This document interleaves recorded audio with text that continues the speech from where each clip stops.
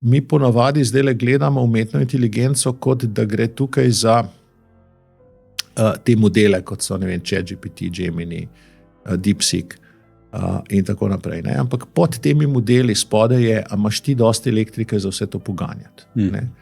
In tukaj imajo Američani težave, ne? Kitajcem gre še pravzaprav najboljš, ne? Evropejci, če se kdo pojavi, da bi kakšen podatkovni center, ki je delal, ne, so bile neke bombastične novice, po moje za eno ničlo pretirane iz Hrvaške, ne, pa tudi brez ene ničle je zadeva fenomenalna, ne, odkot bo elektrika za vse to poganjati. Ne.